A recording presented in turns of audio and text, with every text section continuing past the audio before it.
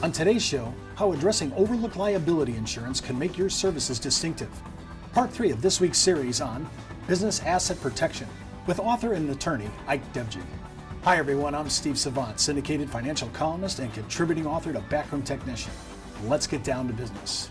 Well, welcome to the show again, Ike, day 3. Thank you for having me back. Well, I got to tell you, we're going to talk about today, and this is a eye-opener. The first time we talked about this about a year or so ago, and when you were on, I have to say, this really becomes an overlooked liability insurance. I'm thinking, well, I got my car insurance, I got my house, I got a pup policy. Although after Monday's show, if you didn't catch Monday's show, and I'm wondering, is my umbrella policy all that good? Right. I mean, wow.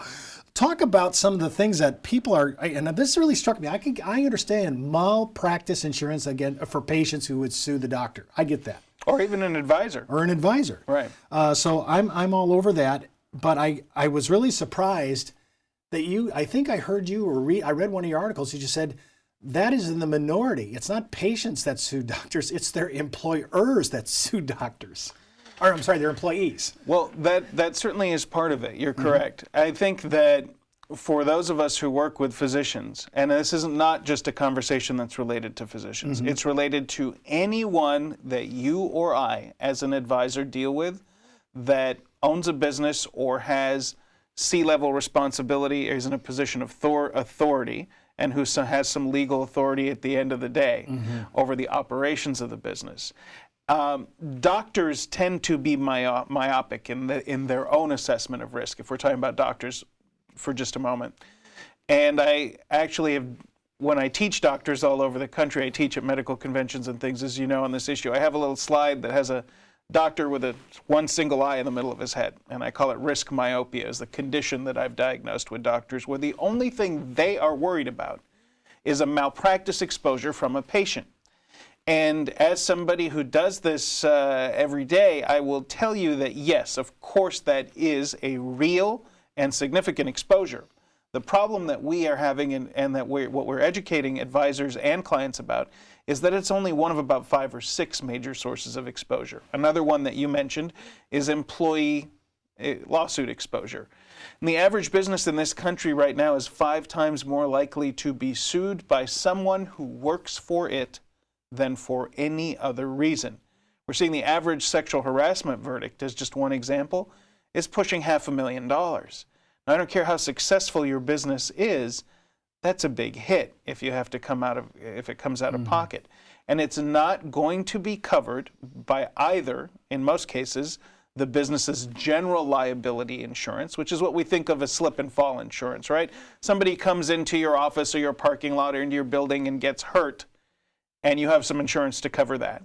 Then we have what we call professional liability insurance, or malpractice insurance.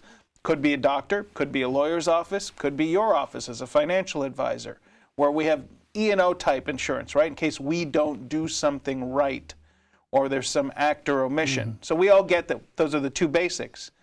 Well, there's another kind of insurance that's called EPLI, which is an acronym for Employment Practices Liability Insurance.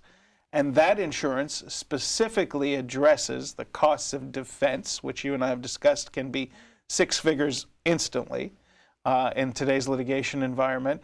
And it can also help provide some coverage against an actual award, depending on the type and depth of the coverage. So that EPLI insurance is one of the things on my checklist as an asset protection attorney that every single client who has any employees in any business channel, as I said, whether they're a doctor or a restaurant owner or a gas station owner or a financial advisor, doesn't matter.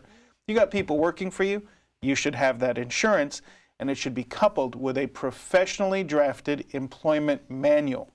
And these are things that are on my personal checklist for people that I work for as well, where we make sure that the manual that they have did not come off the internet, wasn't borrowed from a buddy whose name you crossed out New Mexico and wrote in Michigan.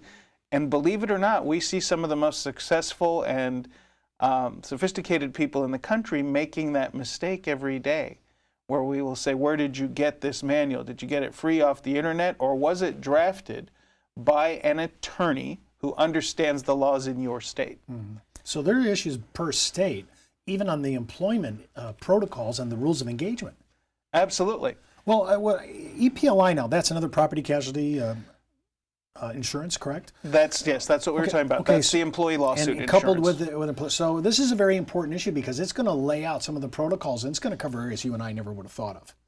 Absolutely. The EPLI insurance covers a lot of different kinds of things, and it's not just claims by the employee against the employer, although that's a big part of it. It covers third-party exposures. It can cover something that an employee might do inadvertently, like exposing HIPAA-protected data or financial data. It might cover slander on a website and something that an employee posts. Remember that if you're the boss or you own the business or your client does, at the end of the day, no matter who does what to whom, you're responsible for it, right? You can't say that, well, you know, Mark, who works for me, did that. You can't blame me, the company owner or the CEO. No, that's the very definition of your job and where your legal liability lies. We're going to talk more about this and especially about cyber data invasion by outsiders right after the break. Back in the day, life insurance professionals were called field underwriters. Then, carriers trained their field force in the basics of life insurance underwriting. Today, the insurance industry doesn't educate the agent population as they once did. But now you can have the Informed Risk Guide at your fingertips so you can illustrate a reasonable rate class for your life insurance prospects. Just request your copy of the Informed Risk Guide at downtobusiness.ashbrokerage.com.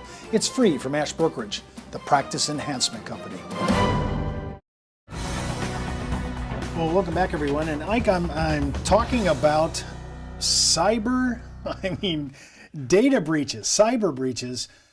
We have in our industry as advisors, before we even get into the professional market on your side of it, I'm just thinking how many personal financial advisors who carry a lot of information, Social Security cards, their products, 401k information, all this. HIPAA information. Think about every one of your guys that sells life insurance. Yeah, I'm just trying to think, do we have that kind of coverage? I just don't think so. I don't hear that many people talk about it. You should, and most advisors don't. And when I teach financial advisors all over the country, one of the things I say is, if you folks don't have this in play in your own office, you are nuts. For exactly the same reasons that you just outlined. You do have Social Security numbers, birth dates, account numbers, and HIPAA information are all part of what is available if someone was to hack into a financial advisor's computer system or put a virus in there or a keystroke stealer or any of the ways that they're doing it. And think about it, if a company as big as Target, with all of its corporate might and resources, can get hacked and lose 70 million customers' information, and just this weekend Neiman Marcus had the same problem, where they were breached as well. Think about the average advisor's little office and his IT department. What chance do they stand? And the bad guys know that guys like you and me and doctors have the information they want. We are much more attractive than grandma who might get a virus through her AOL account.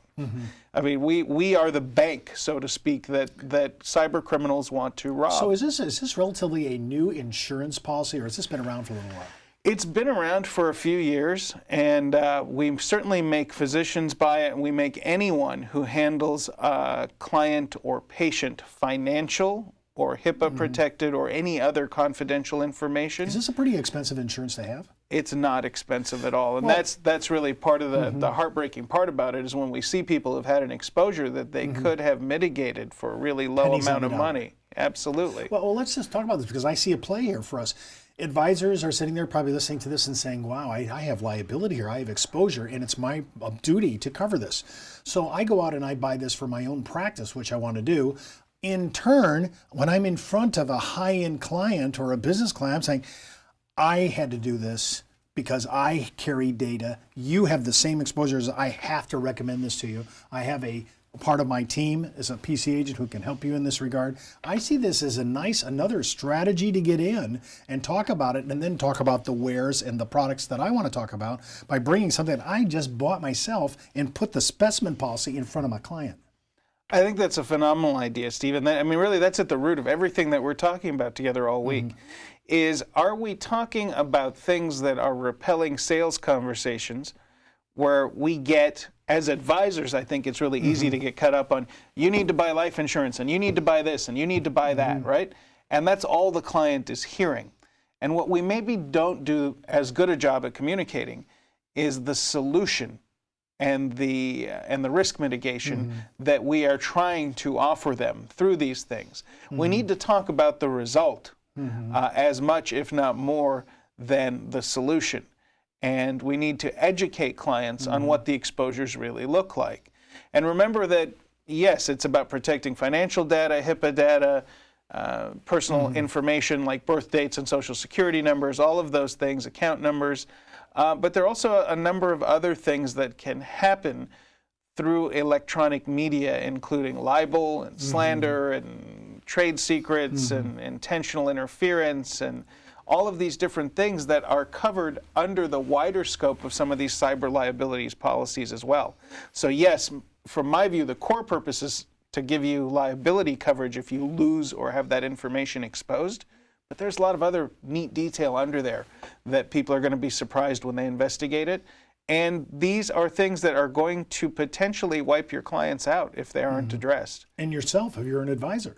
Absolutely. I mean, I tell every attorney and financial advisor I work with that if they don't have this kind of coverage for their own office, they're severely exposed. Well, I think this is a huge issue for us to not only add to our practice, spend the money down, because I see this as a great strategy to get in and start selling concepts like this, bringing my property casualty expert in and actually giving us a better track to run on for sales.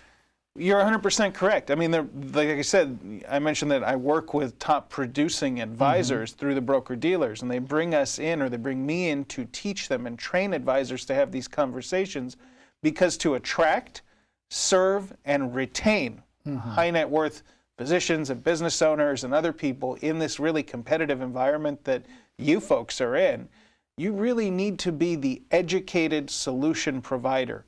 The old role of the financial advisor as a guy who sells me stocks and buys life insurance if I ask about it is not the kind of people that I deal with, that I refer to, that get referrals from other guys like me. And it's not the kind of advisor that the best clients out there want.